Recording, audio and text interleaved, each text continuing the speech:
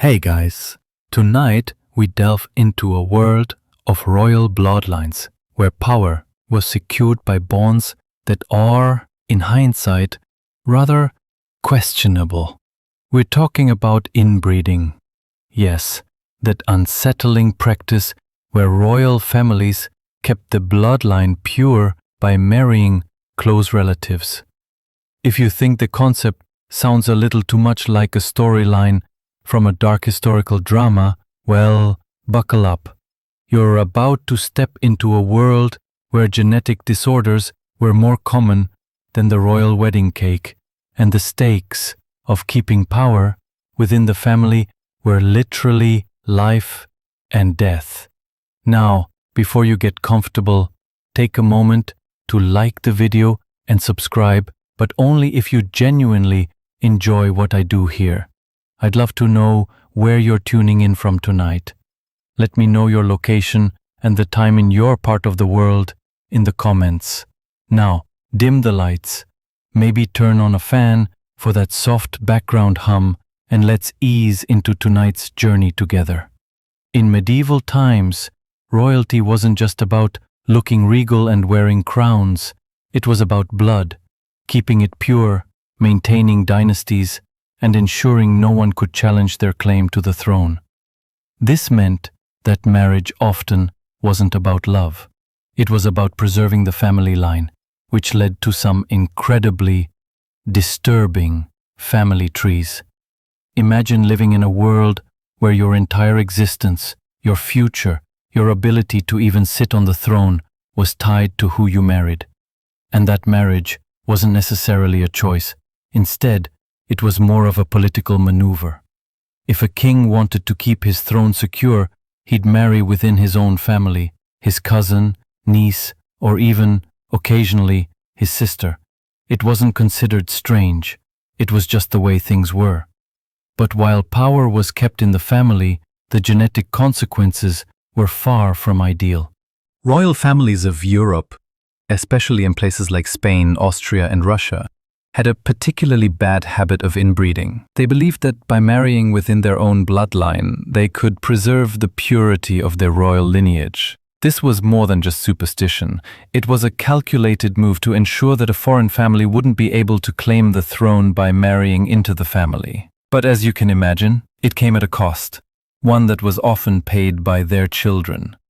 The inherited traits from these repeated marriages within closely related families led to a slew of health issues, particularly in royal women who bore the brunt of this obsession. Historians still argue whether it was truly power and the preservation of dynasties that led to this practice, or if some royal families were simply blind to the potential dangers.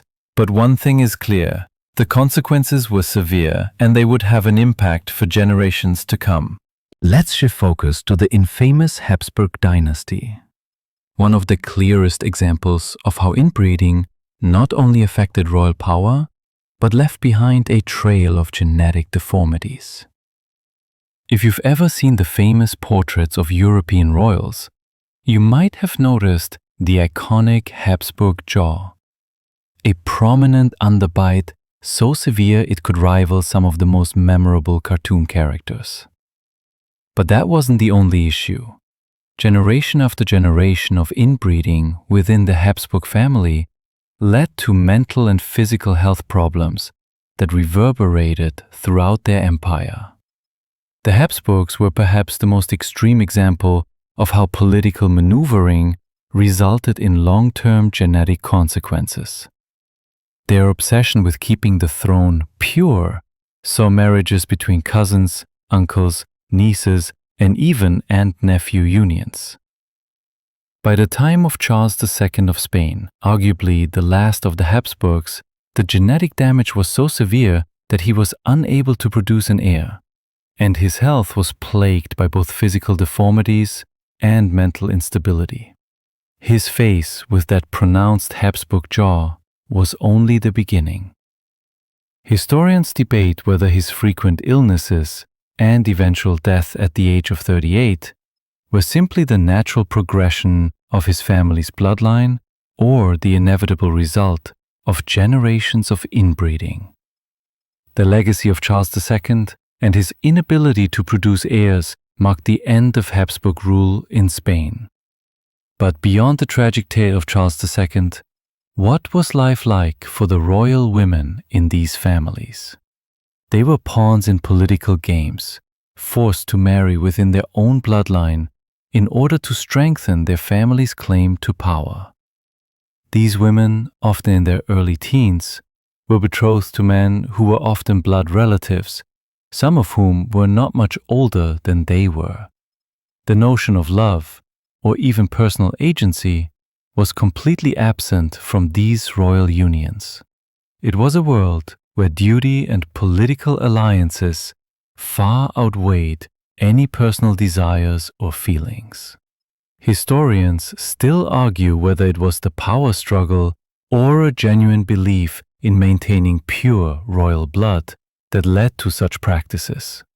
Was it sheer ignorance of the biological consequences or simply a lack of care?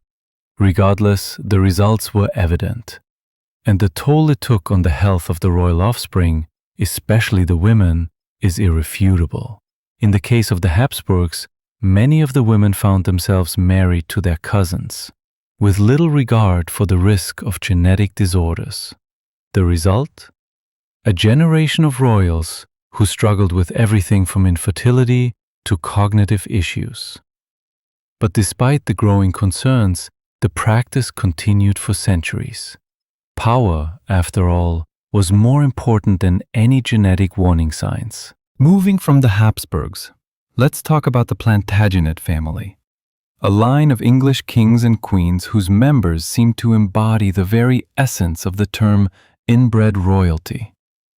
While the Habsburgs took inbreeding to extremes, the Plantagenets, though perhaps not as intensely focused on blood purity, still practiced their own form of familial entanglement, and the results were every bit as problematic. Take the case of Queen Eleanor of Aquitaine, one of the most famous figures in medieval Europe. Known for her strength, intelligence, and political influence, Eleanor was, ironically, part of a family deeply affected by inbreeding. Her family, the Dukes of Aquitaine, often married cousins to preserve the vast wealth and power of their dynasty. But despite Eleanor's remarkable life, her bloodline was not without its flaws. Her sons, in particular, suffered from various ailments, some of which were likely the result of inherited genetic defects. But it wasn't just the health of the children that was affected by this pattern of marriage. The women of the Plantagenet line, though often elevated to high status as queens or duchesses, were forced to live out their lives under the shadow of dynastic politics.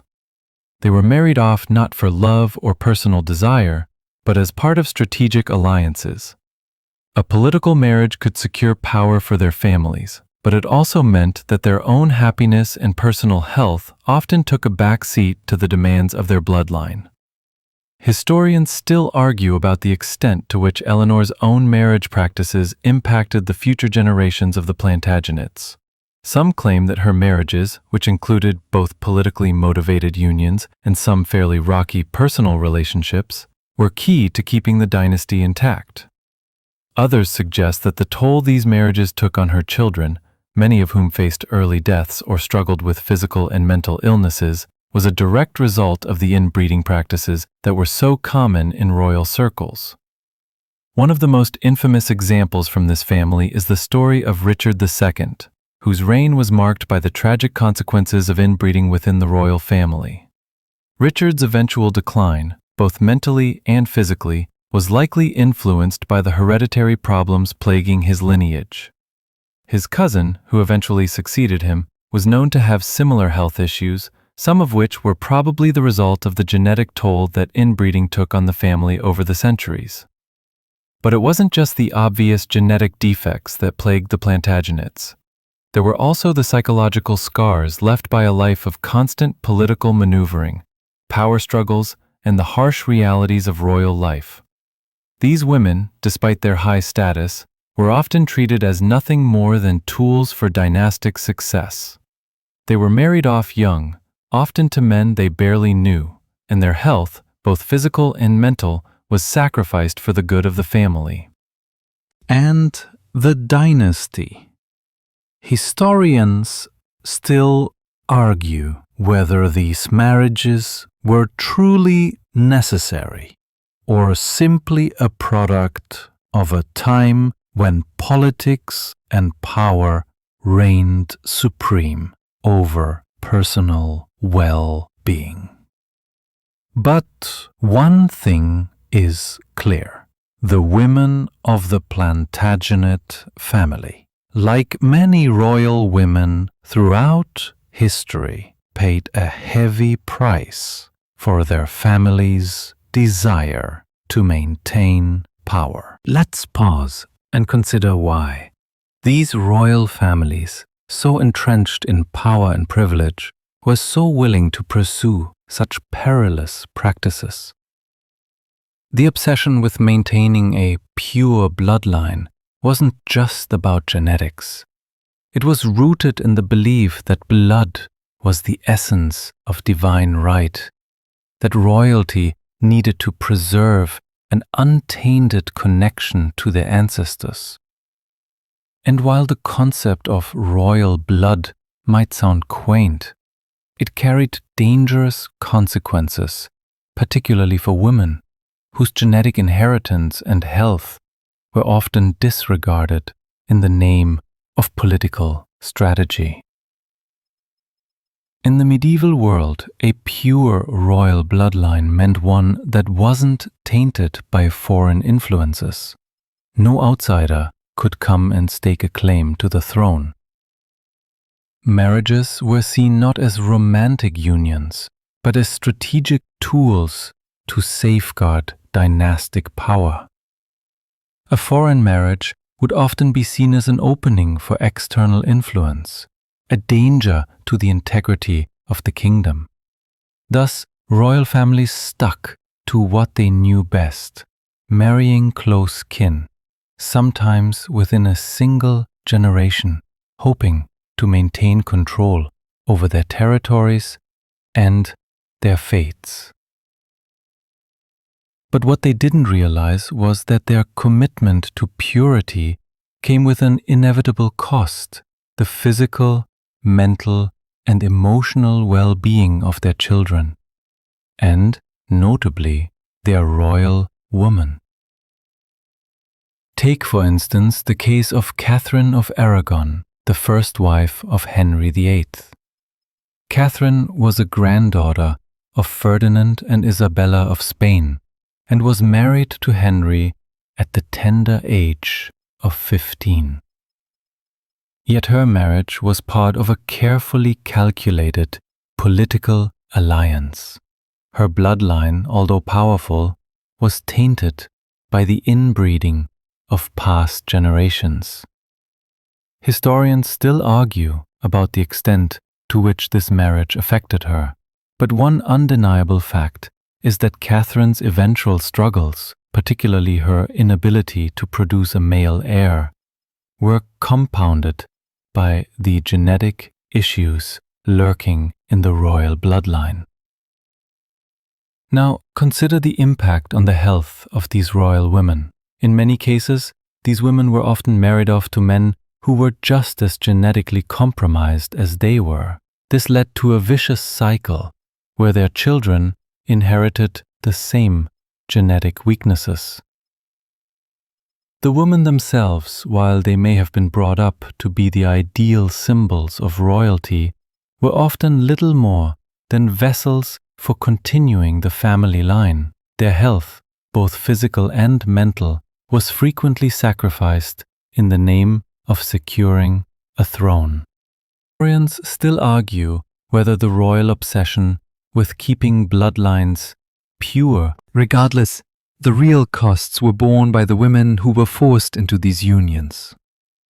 Their lives were dictated by dynastic necessity, with little room for personal choice or agency. When you think about the women of these royal houses, it's impossible to ignore the tragedy that accompanies this history. They were born into a system that valued power above all else, and their physical and emotional health was secondary to their role in continuing a bloodline that, in many cases, was already plagued by inbreeding. They were often married at young ages, sometimes before they were even fully formed, to men who were their cousins, uncles, or distant relatives. They had little to no say in their marriages, and once wed, they were expected to produce heirs, no matter the toll on their health. This intense focus on preserving the bloodline, despite the obvious genetic consequences, is still a topic of debate among scholars. Some suggest that the royal obsession with blood purity was rooted in the belief that maintaining power was more important than the well-being of individuals. Others argue that these dynasties were simply so insulated from the common people that they couldn't see or didn't care about the damage they were causing. The true motivations for these practices remain uncertain, but one thing is clear. The women caught in the middle of this political game were left to bear the weight of a legacy that would define their health and, in many cases, their futures. As we turn the page to look at more specific women caught in the whirlwind of royal inbreeding, let's take a moment to focus on the most tragic of them all, Queen Isabella of Spain. While often lauded for her role in the Spanish Inquisition and her support of Columbus's voyage to the New World, Isabella's bloodline was also tangled with the consequences of inbreeding, especially when it came to her daughter Juana the Mad. Isabella, though politically powerful, was trapped within the expectations of dynastic purity. Her own marriage to Ferdinand of Aragon, while vital for consolidating power, was part of a larger game of blood preservation. Isabella and Ferdinand had their own share of political ambitions in their marriage, and they too followed the common royal practice of keeping bloodlines within the family. Isabella's own family was a mixture of strategic unions with close relatives, which historians still argue might have contributed to the mental instability seen in their descendants. When Isabella and Ferdinand's daughter Juana was born, their daughter's emotional health became a tragic focal point. Juana, despite being a queen in her own right, was plagued by fits of madness. Theories abound that her apparent insanity was in part a result of the inbreeding between her parents, who were first cousins. But even beyond the speculation, it's clear that the weight of royal expectations and the instability that came from them left an indelible mark on Juana's life. Historians still debate whether Juana's mental health issues were a product of the mental toll of inbreeding or the pressures of royal life. Some argue that her mental instability was exacerbated by the strict demands of being a queen. After all, as the daughter of one of Europe's most powerful royal couples, Juana was expected to provide heirs, secure political alliances, and manage courtly duties, all while struggling with an unstable mind. Her life was marked by being confined to a castle, locked away by her own son, who feared her political influence. And the root cause of her exile, her perceived madness, can be traced back to the centuries of royal inbreeding that her family participated in. The tragic irony here is that Juana, despite her mother's and father's best efforts to preserve the purity of their royal bloodline, was left to inherit the madness that would forever stain her legacy. Historians are still unsure whether Juana was truly mad or if she was simply. In other cases, these royal women might have been spared some of the darker consequences of their family's bloodline, but they still weren't free from the societal pressures placed on them. Much like Juana, the women in these dynasties were often used as political tools to solidify their family's power. Even if they weren't directly impacted by genetic disorders, they still had to contend with the psychological toll of being married off to their cousins or uncles, often without much say in the matter. And their lives were defined by the constant need to produce heirs, with little room for personal happiness or well-being. As we look at the ongoing legacy of these royal bloodlines, it's easy to see how the deep flaws of inbreeding became part of a never-ending cycle. Power was maintained, yes, but at what cost? The lives of women like Isabella, Juana, and many others were forever marred by the desperate need for pure bloodlines that the royals believed would secure their legacies. Historians still argue whether the power they held was worth the sacrifices made by those who came after them. In the end, the women who endured these genetic consequences were the ones who paid the highest price. They lived in a world where the expectations of their families and the demands of royalty left them without much room to breathe, much less thrive. As we move forward in time, we can't overlook the peculiar lives of the women from the Russian Romanov dynasty, who were another example of how inbreeding affected royal families in ways that not only weakened the throne, but also tragically ended an era of Russian imperial power. At the turn of the 20th century, the Russian Empire was in its final stages, and the Romanovs, who had ruled for over 3 centuries, were suffering the consequences of their own familial politics. Tsarina Alexandra, the wife of Tsar Nicholas II, was perhaps the most infamous example of inbreeding within the Romanov family. Alexandra was a granddaughter of Queen Victoria, whose own royal bloodline had suffered from years of intermarriage within European royalty. Alexandra herself was a carrier of the gene that caused hemophilia, a genetic disorder that impairs the blood's ability to clot. This disease was passed down from Queen Victoria, who had passed it on to several of her descendants, and it had a particularly devastating effect on the Romanovs. Tsarina Alexandra's only son, Alexei, suffered terribly from hemophilia, and his tragic condition caused immense stress within the royal family. But what is often overlooked is the toll this genetic disorder took on Alexandra herself, as well as the tragic fate of the entire Romanov family. The story of Alexandra's suffering under the burden of this genetic condition has been told many times, but it's crucial to examine the broader implications. Alexandra's bloodline, rooted in generations of royal intermarriage, carried with it the painful consequences of genetic defects. As much as Alexandra and Nicholas II were beloved by the Russian people, their inability to produce a healthy heir and the tragic death of Alexei was partly the result of the inbreeding that had plagued European royal families for centuries. Historians still debate whether the Romanovs were aware of the genetic risks they were taking when they continued their policy of royal intermarriage, or if they simply believed that power and position could outweigh the biological consequences. What's even more fascinating is that Alexandra wasn't alone in this genetic dilemma.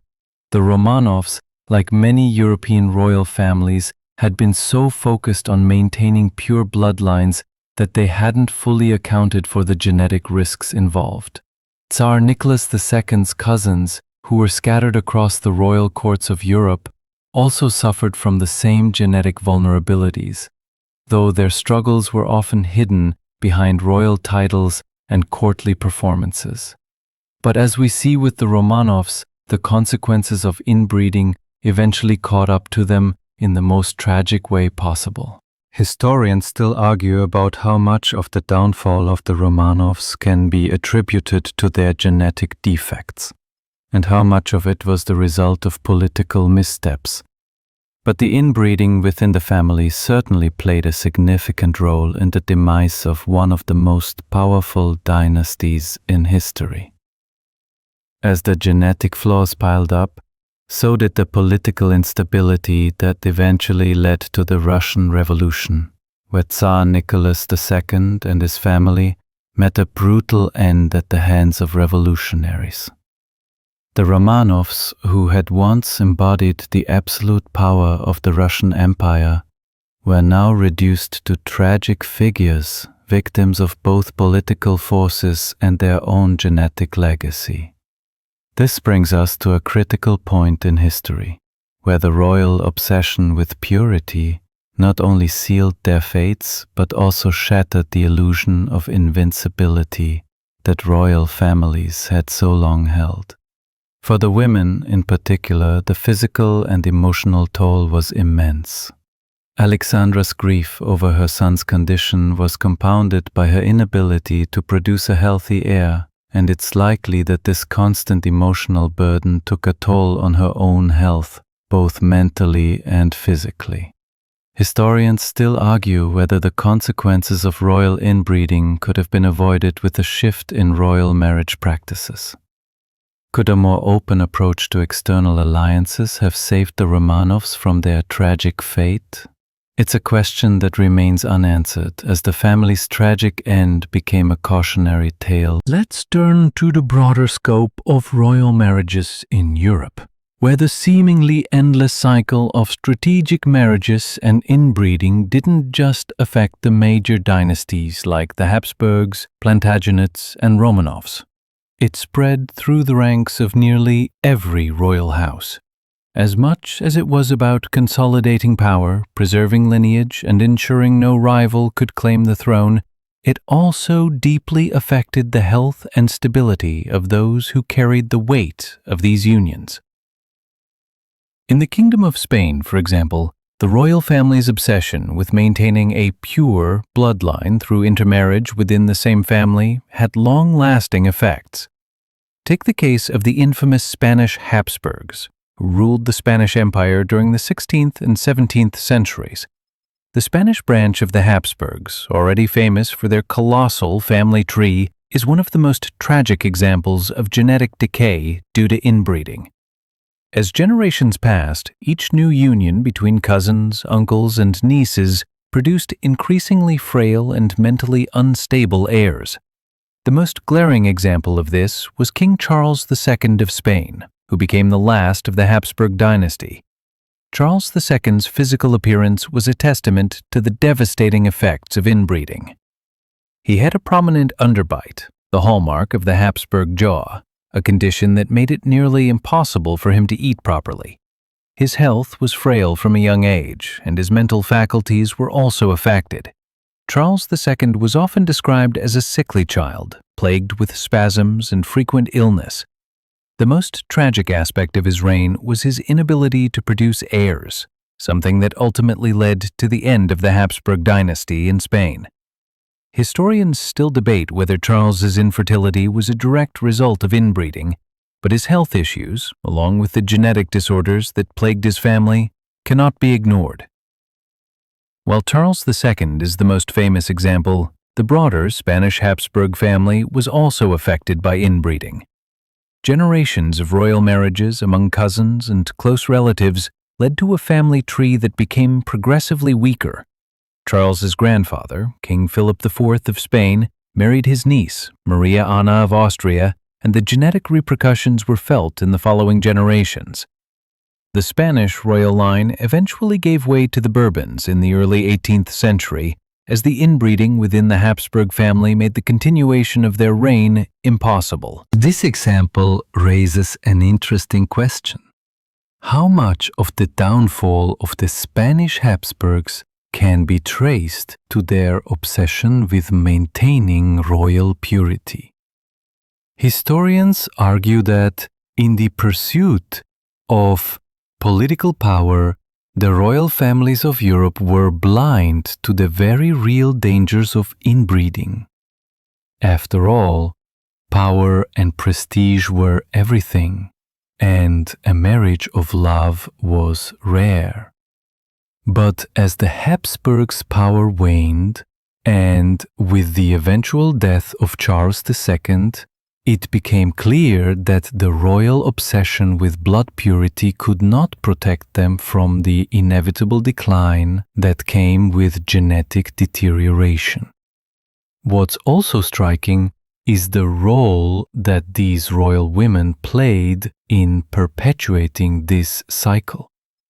In many of these dynasties, royal women were not only expected to produce heirs, but were often married off to men within the family who were related by blood. In some cases, these marriages were not only politically motivated, but were also dictated by the desire to keep bloodlines pure. For the women involved, it meant enduring the physical and emotional toll of these unions, which often led to a difficult life. Whether it was dealing with health issues, mental instability, or the constant pressure to maintain the family legacy, these royal women carried a heavy burden, one that wasn't just physical, but also emotional. In the case of the Spanish Habsburgs, women like Maria Anna of Austria were not just queens, they were pawns in a game of power and preservation. Forced into marriages with their close relatives, their lives were dictated by the dynastic needs of their family, with little regard for their own happiness or health. Historians still argue whether these women had any agency in their marriages or if they were simply forced into these unions out of obligation. But one thing is certain, they played a key role in the perpetuation of a dynastic legacy that, for all its grandeur, was doomed from the start. Historians still argue whether the decline of the Spanish Habsburgs was inevitable due to genetic weaknesses or if their political practices and inability to adapt to changing times were the true culprits.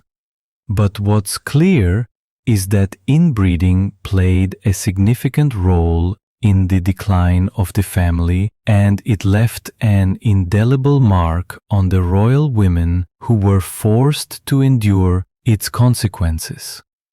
As we explore the medical consequences of inbreeding, it's essential to consider how the practice of royal intermarriage affected not only the rulers themselves, but also their children, especially the women, who bore the weight of these genetic legacies. While many royal families believed they were preserving the strength and purity of their bloodlines, the consequences were devastating. This practice of keeping power within the family tree often led to physical deformities, mental instability, and a range of health problems that left lasting scars. Take, for example, the well-documented case of the Habsburg jaw. This genetic defect, which resulted in a pronounced underbite, became one of the most visible and infamous signs of inbreeding within royal families.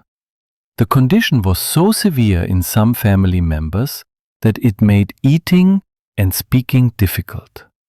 While this physical trait became synonymous with the Habsburgs, it was just the tip of the iceberg. Over time, the genetic legacy of this family tree grew more and more problematic, especially in the later generations. Historians still argue whether the Habsburg jaw was the result of a single genetic mutation or a combination of factors. But one thing is clear. The repeated marriages within the family increased the likelihood of genetic disorders passing down through the generations. This physical deformity was just one of the many health issues caused by the practice of inbreeding. For the women in these families, the consequences were often even more severe. Many were physically fragile, often suffering from frequent illness or infertility due to the inherited genetic defects. The royal women were particularly vulnerable in this system. Forced into marriages with their cousins or uncles, they were expected to produce heirs regardless of their own health or well-being. Some women suffered from early death, while others struggled to bear children, contributing to the ever-present anxiety over the survival of the bloodline. In the case of the Spanish Habsburgs, Queen Maria Anna, wife of King Philip IV, was said to have suffered from physical and mental exhaustion, unable to produce healthy heirs despite her several pregnancies. One of the more tragic and medically striking cases of the consequences of royal inbreeding comes from the Romanov family. Tsarina Alexandra, the wife of Tsar Nicholas II, carried the gene for hemophilia, a hereditary disorder that impairs the blood's ability to clot. Hemophilia had been passed down through the royal families of Europe, particularly through Queen Victoria, while the physical toll on the Romanovs was devastating. It's essential to consider the psychological impact as well.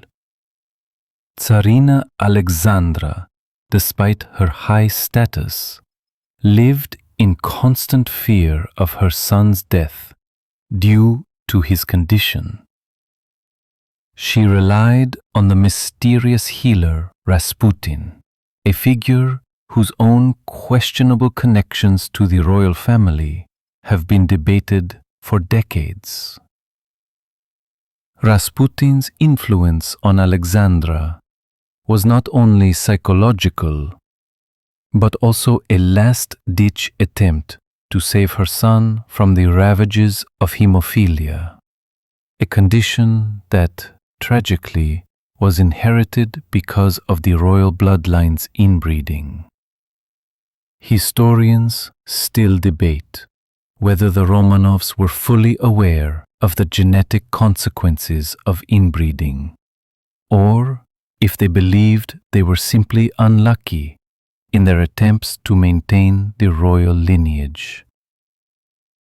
Some claim that the Russian royals, like so many others, were unaware of the genetic risks involved in their closed-circuit marriages.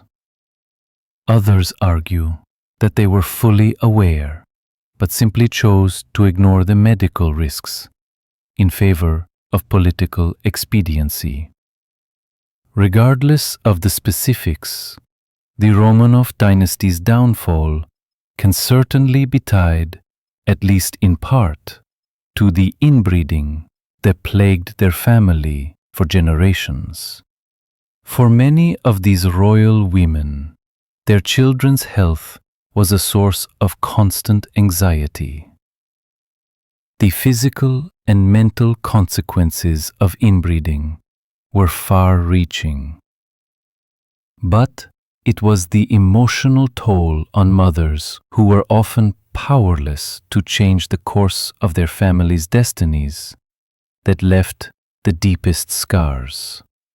And while these women were often able to maintain their regal appearances, their lives were filled with worry, grief, and uncertainty about the future of their bloodlines.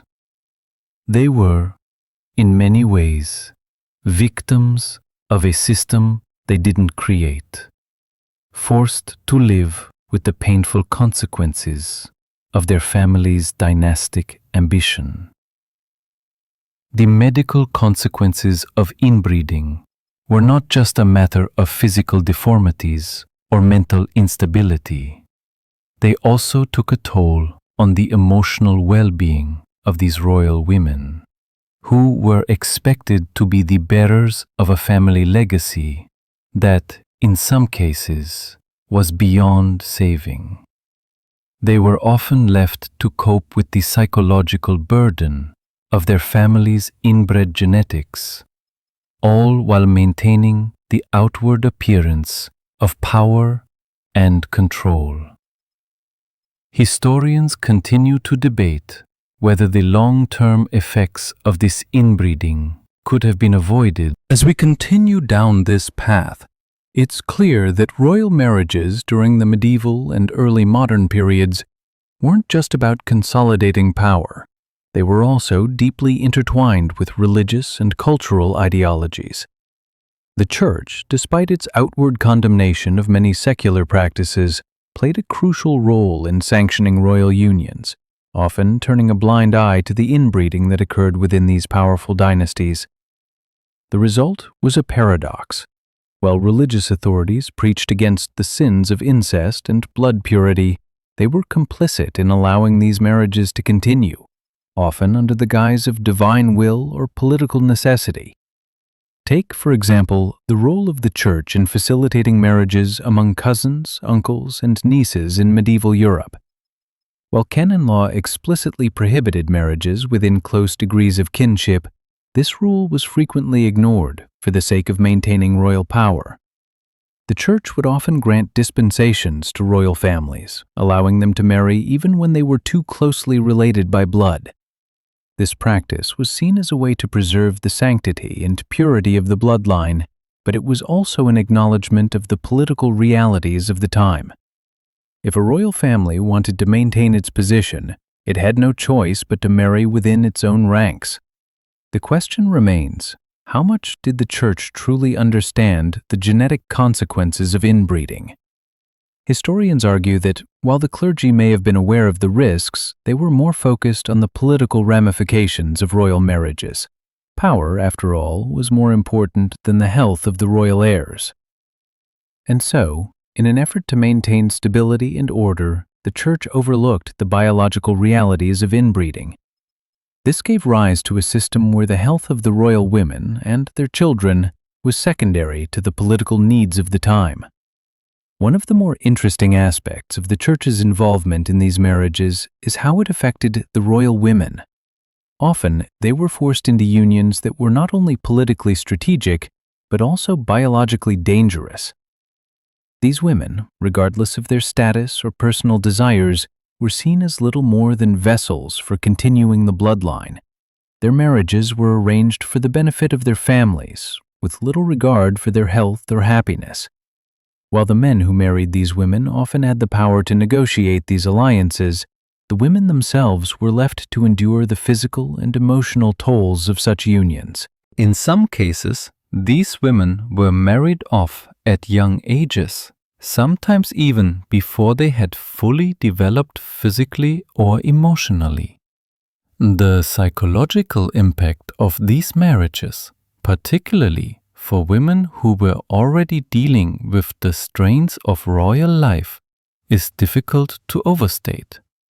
These women had little control over their own futures, and their health, both physical and mental, was often sacrificed for the sake of securing political power. Some women found themselves pregnant with heirs by the time they were just teenagers, often facing the burden of producing multiple heirs for a family that had little regard for their well-being. The Church's role in this system of political marriage was in many ways a silent enabler of the royal inbreeding that plagued European dynasties. While the Church would publicly condemn incest and other forms of immoral behavior, it was more than willing to overlook these issues when it came to the preservation of royal power. This hypocrisy has led historians to argue that the Church, rather than being a moral guardian, was more concerned with its own political alliances and maintaining the status quo of the time. This allowed the cycle of inbreeding to continue with devastating consequences for the women who were caught in its web. Even more interesting is the contrast between the Church's involvement in royal marriages and its attitude toward commoners. While common people were expected to adhere strictly to canon law, the royals were given dispensations, special permission, and exemptions to marry within their families. This double standard highlights the extent to which power and politics shaped the Church's approach to marriage and family life. For the royal women, these dispensations were not just a blessing, they were a curse. They were bound by the political needs of their families, with little room for personal agency or health considerations. The repercussions of this system were felt not only by the women who had to endure these unions, but also by the children who inherited the genetic legacies of their parents. Historians still argue whether the Church's involvement in royal marriages contributed to the genetic decline of royal families. Some suggest that the Church's willingness to overlook the dangers of inbreeding allowed these practices to continue unchecked. Others argue that the Church's role was more passive, driven by a desire to maintain political stability rather than any intentional disregard for the health of the royal family. Regardless, the outcome was the same: a cycle of inbreeding that left a devastating mark on the health and well-being of royal women and their children. As we delve deeper into the role of marriage in maintaining royal power, it's important to understand how the political necessity of inbreeding intertwined with the psychological toll it took on the women involved. While these marriages were intended to preserve dynasties and secure power, they often came at the expense of the women's mental well-being. The pressure to produce heirs, combined with the knowledge of their own genetic vulnerability, created an emotional strain that left many of these royal women isolated, anxious, and, at times, deeply unhappy. Consider the life of Princess Charlotte of Wales, daughter of the Prince Regent George IV. Charlotte was the beloved heir to the British throne, and her marriage to Prince Leopold of Saxe-Coburg-Saalfeld was expected to produce heirs who would carry on the royal bloodline. But this marriage, though carefully orchestrated for political reasons, carried with it the genetic risks that were inherent in royal unions. Charlotte's pregnancy, at the age of 21, ended tragically with her death during childbirth, which was seen as the result of multiple complications, some possibly stemming from her inherited genetics. Charlotte's death was a profound shock to the royal family, and it highlighted the fragility of royal heirs, particularly when inbreeding weakened the genetic pool. The emotional toll on royal women in these marriages was often not acknowledged. These women were not only expected to marry within their family lines but also to bear children, healthy heirs, despite the genetic odds stacked against them. When they failed, it was seen as a personal tragedy, and they were often blamed for the lack of healthy offspring. The mental strain of being married off to a relative, sometimes without consent, knowing the weight of dynastic expectations, often led to mental instability and depression. Historians still debate the mental health impact of such marriages. Some argue that the extreme stress placed on royal women contributed to conditions like depression, anxiety, and even psychosis. Others suggest that these women were simply products of their time, forced into roles that denied them agency or control over their own futures. In many cases, these women were nothing more than political pawns, sacrificed for the greater good of the dynasty. with little regard for their own personal well-being. In the case of Princess Charlotte, her death was not just a physical loss but an emotional one for the British royal family. Her passing left the monarchy without an immediate heir, which created a crisis of succession. It's easy to see how, for royal women, the pressure to maintain bloodlines was not just a physical burden. It was an emotional one that, in some cases, could break their spirits. The case of Charlotte shows how, even in a... But it wasn't only in Britain where royal women were caught in the cycle of inbreeding and mental distress. Across Europe, royal marriages were not just about securing power. They were also about creating dynastic alliances that would survive for centuries. Yet, these unions often led to fragile, emotionally burdened women who bore the weight of centuries of genetic inheritance. In France, Marie Antoinette, though not inbred herself, was part of a family that had long practiced cousin marriages. And while her personal troubles were political, the emotional toll of her marriage to Louis XVI cannot be overlooked. Marie Antoinette's marriage, which was meant to secure the peace between Austria and France, was a union that left her isolated and under constant public scrutiny. Her mental health, much like that of many other royal women, was deeply impacted by the demands of her marriage and the expectations placed on her to produce heirs. Her life became a tragic example of how royal women's emotional needs were often secondary to the demands of power. Historians still argue about the impact of political marriages on the mental health of these women. Some say these marriages were built on emotional neglect, leaving women in a state of constant stress and anxiety. Others argue that royal marriages were so deeply tied to national politics that the emotional consequences were simply ignored, overshadowed by the greater importance of dynastic survival. But what is clear is that the women who endured these royal marriages, often forced into them by family obligations or political alliances, paid a heavy emotional price. For many of these royal women, the pressure to bear heirs, and to do so within the confines of a family that often practiced inbreeding, was a lifelong source of anxiety. The weight of their family's bloodline, their own genetic health, and the health of their children created a constant tension that often manifested in depression, frustration, and a deep sense of isolation. The lives of these women, who were supposed to represent the strength and unity of royal families, were often marked by a quiet, invisible suffering, one that was rarely acknowledged by the public or their families. As we turn the page on the emotional and psychological impact of royal marriages, it's important to remember that the consequences of inbreeding weren't just personal. The stability of entire kingdoms often hung in the balance, and the very survival of royal dynasties was threatened by genetic flaws passed down through generations. These genetic weaknesses were, in many ways, a silent force that undermined the authority and longevity of once powerful families.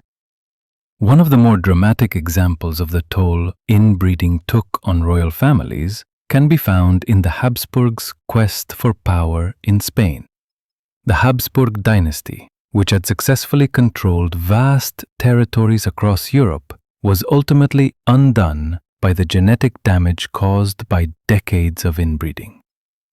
The Spanish Habsburgs, who were known for marrying within the family to ensure pure bloodlines, eventually produced Charles II, whose reign marked the collapse of the family's Spanish branch. Charles II, the last Habsburg king of Spain, was physically and mentally incapacitated by the effects of inbreeding. He was unable to speak properly, had difficulty walking, and suffered from epileptic seizures throughout his life. His inability to produce heirs led to the War of Spanish Succession, a conflict that marked the end of the Habsburg dynasty's reign in Spain. Historians still argue whether Charles II's health problems were the result of inbreeding alone, or whether political pressures contributed to his inability to govern effectively. But one thing is clear. The long-standing tradition of royal inbreeding in the Habsburg family played a pivotal role in the demise of their dynasty. The effects of Charles II's reign were felt for generations, and his death left Spain vulnerable to foreign influence. The eventual victory of the Bourbon dynasty in Spain was, in many ways, a direct consequence of the genetic flaws that plagued the Habsburgs. But the Habsburgs were not alone in their genetic struggles. Across Europe, royal families that practiced inbreeding faced similar fates. The genetic weaknesses caused by centuries of intermarriage had a cumulative effect on the health of royal offspring, and by the time of Charles II's reign, the damage was already irreversible. In the case of the Spanish Habsburgs, the family's inability to maintain a healthy bloodline ultimately led to their downfall, as their inability to produce viable heirs left the throne open to external claimants. Historians still argue about the extent to which inbreeding was responsible for the collapse of the Habsburg dynasty. Some suggest that Charles II's physical and mental health were merely the result of natural causes, while others point to the systematic inbreeding within the royal family as the true culprit. Regardless of the cause, the Habsburgs' fall from power is a tragic reminder of the dangers of inbreeding and the consequences of a royal obsession with preserving family bloodlines at all costs. As we examine these royal families, we are reminded of how the obsession with power, purity, and control over bloodlines led to the unraveling of once great dynasties. The inbreeding that was so common among these families was, in the end, a self-destructive force. The women who were forced to participate in these marriages paid a heavy price, both physically and emotionally. And in many cases, the dynasties they were born into or married into were brought down by the very genetic flaws that were supposed to preserve their power. It is not just the royal families who were affected by inbreeding, however. The practice was widespread among noble families throughout Europe, where the same obsession with bloodlines took hold. The consequences of these unions were often just as devastating, though not always as well documented. The toll on the health of women, particularly those who were married off to close relatives for political reasons, was immense.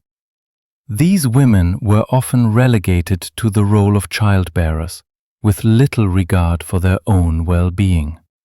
The psychological toll of living in such a highly controlled, politically charged environment was profound, and many royal women never had the opportunity to live full, autonomous lives.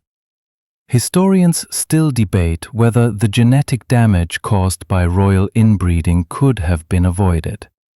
Some argue that a shift in marriage practices, such as opening up royal unions to more distant relatives or even foreign families, could have preserved dynasties without the disastrous consequences of inbreeding.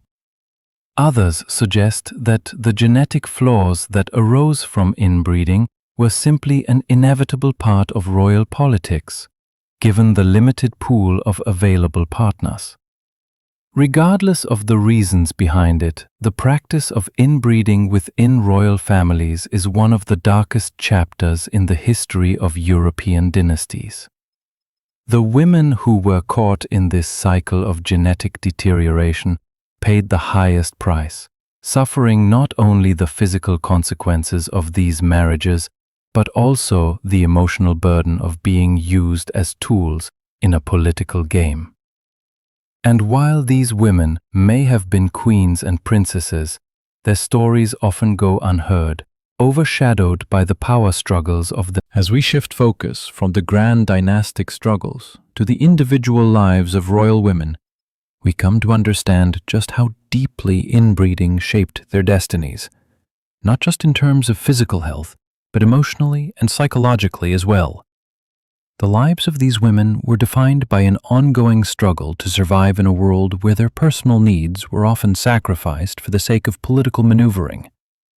These women were often powerless, their marriages and roles dictated by family obligations, and their health, mental and physical, compromised by the genetic consequences of repeated intermarriages. One such tragic case is that of Queen Victoria's daughter, Princess Alice of Hesse. Alice, who married into the German princely family, faced her own set of challenges not just from political expectations, but also from the genetic legacy of royal intermarriage. As a granddaughter of Queen Victoria, Alice carried the same genetic legacy that had caused hemophilia to appear in other branches of the royal family. Alice's own children, many of whom were royal heirs, suffered from the same inherited disorders that had plagued previous generations. In fact, one of her sons, Friedrich Frieti, inherited hemophilia and tragically died after a minor fall. A stark reminder of the dangers of passing down defective genes through generations of inbreeding. But Alice's story is more than just the tale of one tragic child's death. It's a reflection of the broader challenges that royal women faced in this time. Alice, like so many royal women, lived a life dictated by duty, not desire. Her marriage to Louis of Hesse was not a love match, but a carefully orchestrated union to ensure political and dynastic stability. And while Alice was deeply devoted to her children, the emotional toll of seeing them suffer from inherited conditions must have been immense. Despite her position and royal status, Alice could do little to change the circumstances of her marriage or the genetic legacy she had inherited. Her life became one of constant vigilance, trying to protect her children from the inevitable consequences of their family's past decisions. Historians still argue about the emotional impact of these royal marriages. Could Alice have done more to change the fate of her children? Was her marriage to Louis of Hesse necessary for political stability, or was it an emotional prison that left her unable to provide a happy life for her family? Some historians claim that Alice's tragic losses were a direct consequence of her family's long-standing practice of inbreeding, which in her case produced the hemophilia that claimed her son's life. Others argue that these unions were simply products of their time and that Alice, like many other royal women, had little power to influence the trajectory of her family's decisions. One of the most heartbreaking aspects of Alice's story is how the royal women in these families, despite their high status, often found themselves in the position of powerless spectators in their own lives. They were expected to marry for dynastic purposes, to bear children, and to continue the royal bloodline, but they were rarely given the opportunity to make decisions about their own lives. The idea of marrying for love or personal happiness was a luxury these women could rarely afford. Their marriages, often to cousins or other close relatives, were political in nature, designed to ensure that power remained in the family, but they came at a significant emotional cost. Historians still argue whether royal women like Alice were victims of circumstance or whether they were complicit in perpetuating the system of inbreeding. Some suggest that these women, though powerful in their own right, were helpless in the face of the dynastic pressures placed upon them. Others argue that these women, while constrained by the rules of royal life, still had some agency in shaping their futures. But in either case, the toll of inbreeding on their emotional and physical well-being is undeniable. In the case of Alice, the legacy of royal inbreeding wasn't just about genetic defects. It was also about the emotional scars that were passed down through generations. These women, caught in a system that valued dynastic purity over personal happiness, often found themselves trapped in marriages that brought them little joy but immense responsibility. And for many, the consequence of this responsibility was a life marked by grief, anxiety, and constant worry over the health of their children. As we now look at the end of the era of royal inbreeding, it's essential to examine the turning point when royal families began to reconsider their dynastic strategies. By the 18th and 19th centuries, the consequences of repeated inbreeding were becoming undeniable. Powerhouses like the Habsburgs, the Spanish Bourbons, and the Russian Romanovs all faced the repercussions of their bloodline preservation. And it was becoming increasingly clear that the traditional practice of marrying within royal families was doing more harm than good. As a result, the late 19th and early 20th centuries saw some remarkable shifts in royal marriage strategies, albeit not without residual consequences. Take, for example, the early 20th century, when the last generation of inbred royal families in Europe faced the reality of their weakening dynasties. By this time, genetic illnesses and the inability to produce healthy heirs had already taken their toll. The Romanovs, for instance, faced the combined effect of hemophilia, a genetic disorder that severely impacted the health of Tsar Nicholas II's son Alexei.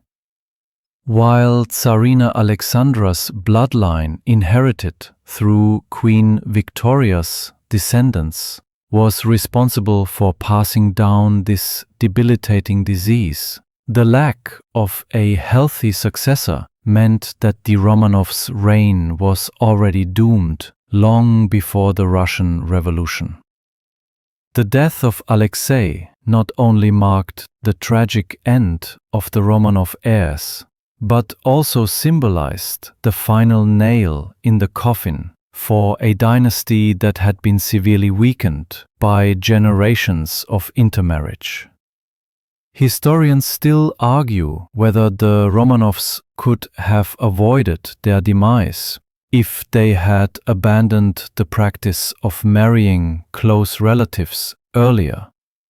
Some claim that it was political instability and the social unrest of the time, more than genetic issues, that led to their downfall.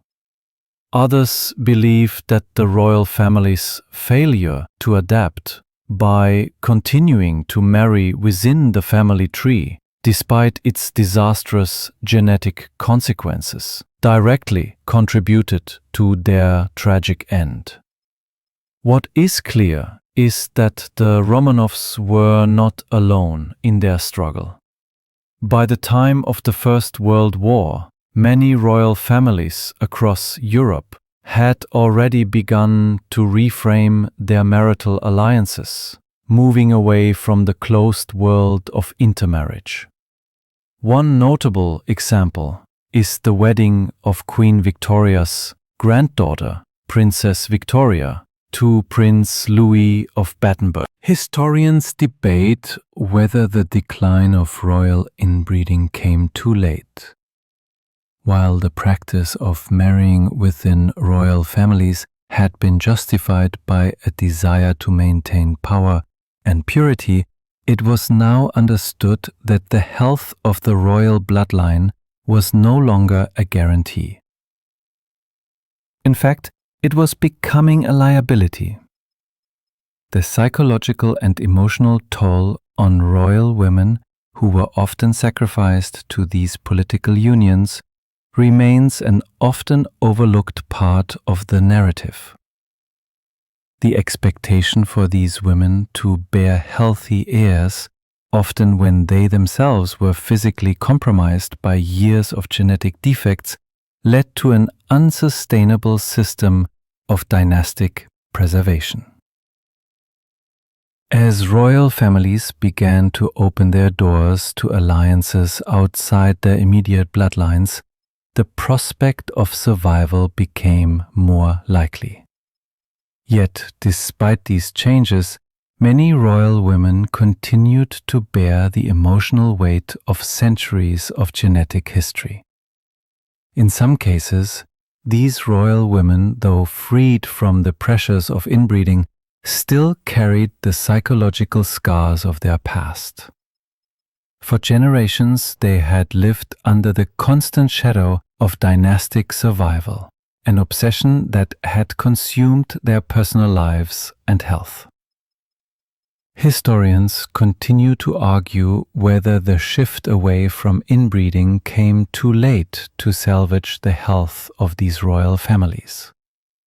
Could the royals have found a balance between political marriages and genetic health? Would the royal bloodlines have fared better had they adapted earlier to the changing times?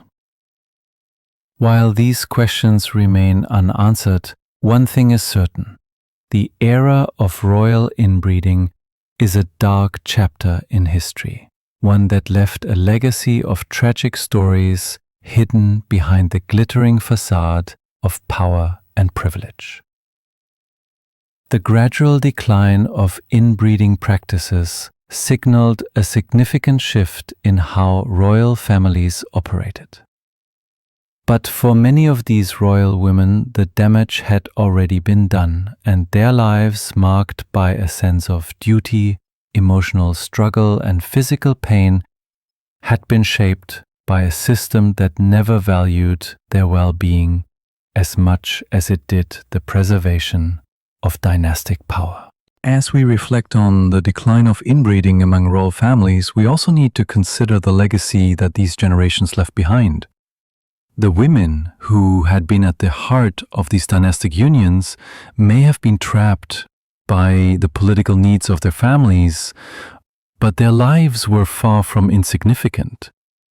In many ways, the emotional and physical scars left by the inbreeding practice shaped not only their personal fates, but also the trajectory of their descendants. These women, many of whom lived in the shadow of dynastic expectations, were ultimately the unsung martyrs of a broken system. One of the more overlooked aspects of the end of inbreeding in royal families is how these royal women managed to navigate their personal lives amidst such profound limitations. For instance, Queen Victoria's daughter, Princess Alice of Hesse, lived much of her life with the weight of her royal obligations, but also with the deep sadness of watching her children suffer from inherited diseases like hemophilia. The emotional toll on her health and happiness was immense. Yet, despite this, she continued to fulfill her royal duties. It was a tragic irony that many of these women who were forced to endure their families' inbreeding practices found their personal suffering overshadowed by the needs of the family and the pressures to maintain dynastic survival. What we often forget when studying these royal families is how the legacy of inbreeding extended beyond genetics. It became a psychological inheritance. The stress and anxiety felt by these women often passed down through generations, resulting in complex relationships with their children and the continuation of the family line. Princess Alice's daughter, Victoria of Hesse, was also subjected to the expectations of royal life, carrying the same burden of inherited traits that had marked her mother's generation. The toll of centuries of intermarriage could not be erased simply by changing marriage practices. It had embedded itself into the psyche of the royal families, a haunting legacy that would affect the emotional and psychological health of future generations. Historians argue about the extent of this emotional inheritance. Was the emotional burden passed down from one generation to the next a result of the inbreeding, or was it more a consequence of the oppressive dynastic pressures faced by royal women? Perhaps it was a combination of both. The trauma of forced marriages, the emotional weight of genetic health issues, and the constant pressure to bear heirs created a system that wore down the mental well-being of its victims. The psychological toll. Another significant legacy of the inbreeding era was the political and societal changes that it set in motion. By the early 20th century, many royal families began to open up their unions to include non-royals and distant relatives, breaking away from the closed-off world of intermarriage. This shift in marriage practices marked the beginning of a new era for many European monarchies. Yet, while this change may have ensured the continuation of healthier bloodlines, it also represented the loss of a certain sense of royal exclusivity. The new alliances, though essential for preserving dynastic survival, often stripped away the very thing that had made royal families so distinct: their sense of purity and divine right. The end of inbreeding also signaled the gradual decline of the power that these royal families had once enjoyed. With healthier bloodlines and more politically savvy alliances, many monarchies were able to adapt to the changing world. But in the process, they lost their centrality in the political landscape. The practice of inbreeding, which had once been seen as a necessary evil for maintaining royal authority, was now understood as a dangerous relic of the past. The political power that these royal families once wielded was now weakened by the knowledge of their genetic and emotional vulnerabilities. Historians continue to debate the legacy of these royal families. Some suggest that their decline was inevitable given the nature of dynastic politics and the hereditary nature of power. Others argue that the shift away from inbreeding came too late, and that the royal families had already been irreparably weakened by the genetic flaws passed down through generations. But what is clear is that the legacy of royal inbreeding left behind not only physical and genetic consequences, but also a deeper psychological impact on the women who lived through it. These women, despite their high status, were often the ones who bore the brunt of a broken system, one that valued political power over personal well-being. As the age of inbreeding in royal families ended, the focus shifted toward more open and strategic alliances. But the scars of the past were not so easily erased. The royal women who lived through these changes carried with them the emotional weight of a history that had left them powerless, and their stories, often overshadowed by the power struggles of their families, are finally being recognized as crucial parts of this tragic chapter in history. As we reach the end of this journey through the lives of royal women caught in the cycle of inbreeding, it's important to take a step back and reflect on the broader implications of their stories. The legacy of inbreeding within royal families is not just about genetics or political power. It's about the emotional and psychological toll on the women who lived through it, and how their lives were shaped by a system that valued dynastic survival over personal health, happiness, and agency. While the royal families of Europe and beyond may have changed their marital practices over time, the damage had already been done.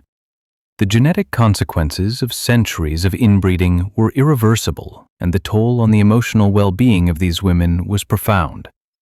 Many of these women, despite their high status, were denied the basic human rights of love, autonomy, and control over their own lives. They were forced into marriages not of their choosing, subjected to constant pressure to produce heirs, and left to bear the emotional weight of a family legacy that was beyond their control. The royal women who lived through these dynastic struggles often found themselves trapped in a double bind. On one hand, they were expected to maintain the purity of the bloodline, ensuring the continuation of the family and the power that came with it. On the other hand, they were forced to endure the personal and physical consequences of their family's choices, including the suffering of their children, who inherited the genetic flaws passed down through the generations. And as the decades passed, these women became victims of a system that demanded their loyalty, their health, and sometimes even their lives for the sake of dynastic survival. Historians continue to debate whether the decline of inbreeding in royal families was a result of a growing awareness of its dangers, or whether it was simply the inevitable outcome of changing political and social structures. Some argue that the shift in marriage practices was a sign of political adaptation. Royal families were no longer able to maintain their exclusivity in a world that demanded more inclusive alliances. Others suggest that the decision to abandon inbreeding was driven by a growing understanding of the genetic consequences, particularly the realization that inbreeding led to weak heirs and failing monarchies. But what is certain is that the legacy of royal inbreeding is one marked by tragedy. The women who were caught in the middle of these dynastic struggles were often the ones who suffered the most. They lived in a world where their personal happiness was secondary to the political needs of their families, and where their health was sacrificed for the sake of power. Many of these women never had the opportunity to live full, free lives. They were not only the daughters and wives of powerful men, but also the bearers of a family legacy that often left them with little control over their own destinies. The psychological toll of inbreeding on these royal women was immense. For those who were able to bear children, the constant worry about the health of their offspring and the potential genetic defects that might arise weighed heavily on their minds. Many royal women, including those in the Romanov and Habsburg families, were emotionally shattered by the suffering of their children and, in some cases, the inability to produce healthy heirs. This emotional burden, combined with the isolation and the constant scrutiny they faced from both their families and their subjects, created a perfect storm of psychological distress. Despite all this, the stories of these royal women have been largely overshadowed by the larger political and historical narratives of their families. These women, who bore the brunt of the consequences of dynastic inbreeding, often go unrecognized in the grand tapestry of history. But their stories of suffering, sacrifice, and survival deserve to be told. These women, like all people, were not just pawns in a political game. They were individuals with their own dreams, desires, and humanity who were forced to live out lives dictated by the political needs of their families and the constraints of their time. As we close this chapter on royal inbreeding, let's remember that history is not just about kings and queens, empires and power. It's about the people whose lives were shaped by these forces, especially the women whose stories have often been lost or forgotten. Their lives were not defined by their royal status, but by their ability to survive and endure in a system that cared more for the preservation of dynasties than for their well-being.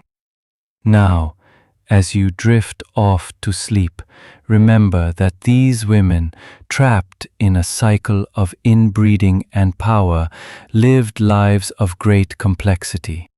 While their stories are often overshadowed by the grandeur of their dynasties, their resilience remains a testament to the strength of the human spirit, even in the most oppressive circumstances.